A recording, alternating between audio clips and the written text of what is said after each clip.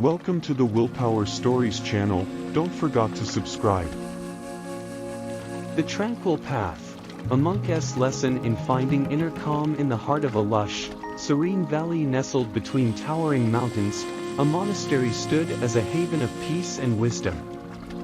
The monks who resided there were known far and wide for their profound understanding of inner peace and tranquility. Among them, there was one monk named Kale who had attained a level of serenity that seemed almost otherworldly. Kale's journey toward inner calm had been arduous, marked by years of dedicated practice and reflection. He had not always been so serene. Once, he had been like any other novice, burdened with worries, anxieties, and impatience. But through the guidance of his master, Elder Jean Wei, and his own persistent efforts, Kale had learned the art of staying calm in the midst of life's storms. The tale of Kale's transformation was often shared with newcomers and fellow monks, serving as an inspiration to those seeking the same tranquility. It began on a day when the monastery faced a severe drought. The fields were barren, the water sources were dwindling, and tension filled the air. The monks, usually so composed, found themselves agitated and restless. Kale, however, remained remarkably calm.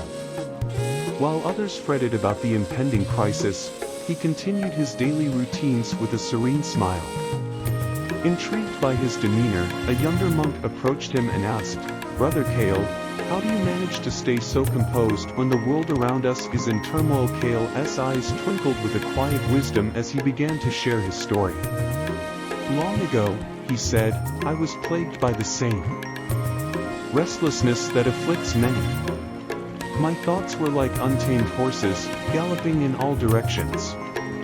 It was my master, Elder Jean Wei, who showed me the path to tranquility." He recounted the lessons he had learned from his master, the first of which was to embrace the present moment fully. "Elder Jean Wei taught me that true peace is found in the present, not in the worries of the past or the uncertainties of the future. By focusing on each breath, each step, and each task at hand, I learned to quiet the chaos within." As the drought persisted, Kale continued his tale. "The second lesson was about acceptance.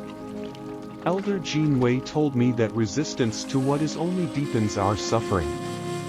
Instead of fighting the circumstances, we should learn to accept them and work with them. This drought, just like any other challenge, is a part of life's ebb and flow." Kale's demeanor radiated compassion and understanding as he spoke. The third lesson was perhaps the most transformative.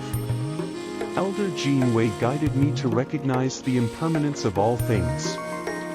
He told me, just as the seasons change, so do the circumstances of our lives.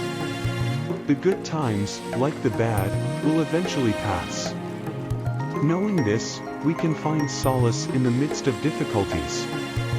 The younger monk listened with rapt attention, hanging on to every word. As Kale's story continued, he revealed the fourth lesson, the power of self-awareness. "Elder Jean Wei taught me to observe my thoughts and emotions without judgment. When we can watch our feelings arise and dissipate like passing clouds, we become less entangled in their grip. This self-awareness is a doorway to inner calm." Days turned into weeks, and Kale's fellow monks began to notice a change within themselves. Inspired by his story and his teachings, they too began to practice the art of staying present, accepting the situation, acknowledging impermanence, and cultivating self-awareness. As a result, the monastery's atmosphere began to shift. Although the drought persisted, a newfound sense of tranquility enveloped the monks. Eventually, the rains returned, bringing life back to the valley. The drought had tested their resolve, but it had also deepened their understanding of inner calm. Kale's lesson had taken root, and the monastery became a sanctuary of not only wisdom but also unwavering serenity. And so, Kale's tale continued to be shared. Grip. This self-awareness is a doorway to inner calm. Days turned into weeks, and Kale's fellow monks began to notice a change within themselves. Inspired by his story and his teachings, they too began to practice the art of staying present, accepting the situation, acknowledging impermanence, and cultivating self-awareness. As a result, the monastery's atmosphere began to shift. Although the drought persisted, a newfound sense of tranquility enveloped the monks. Eventually, the rains returned, bringing life back to the valley. The drought had tested their resolve, but it had also deepened their understanding of inner calm. Kale's lesson had taken root, and the monastery became a sanctuary of not only wisdom but also unwavering serenity. And so, Kale's tale continued to be shared, echoing through the halls of the monastery and beyond. It served as a timeless reminder that, like Kale, anyone could learn to find solace in the midst of life's challenges.